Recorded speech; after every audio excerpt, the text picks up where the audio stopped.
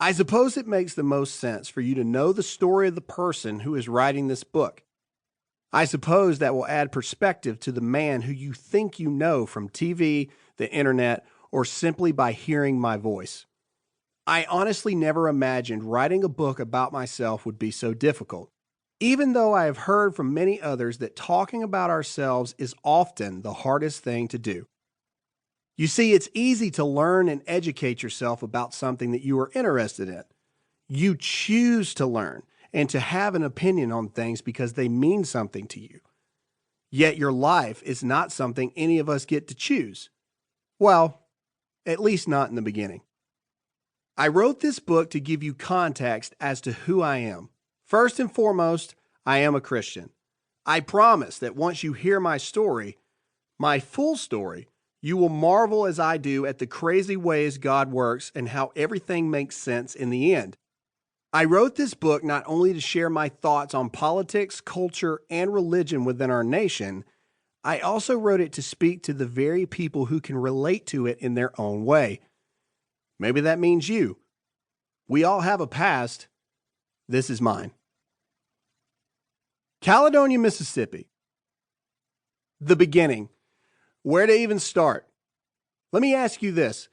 What is your first memory as a child?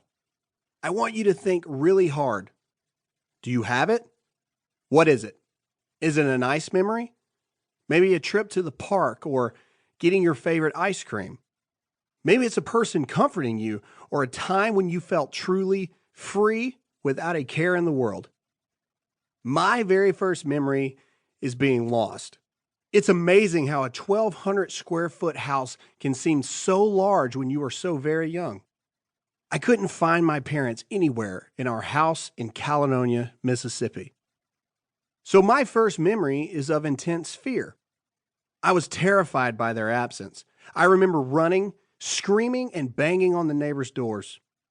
Thankfully, the nice lady next door helped me find them. Turns out they had been in the laundry room the whole time. Fear was an uncommon feeling in my early childhood. That's probably why I remember it. But fear was going to become a big part of my life as I grew older. And that fear grew out of what my home life eventually would become. I want to begin by telling you where I'm from.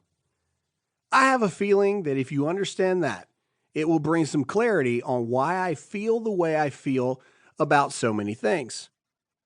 Mississippi is an all right place to be born, my grandfather used to tell me, but you'll probably never want to visit. I never really understood what he meant until I got older. Mississippi was all I knew, and it was my home. I was born in Biloxi on the coastline of Mississippi, made famous by Hurricane Katrina. Very early on, my parents moved up to northeast Mississippi to a small town called Caledonia. There wasn't much in Caledonia then, and honestly, there still isn't. The population to this day is about 1,100 people within city limits. We have one flashing traffic light, and our claim to fame is that the late, great Elvis Presley was born 45 minutes north in Tupelo.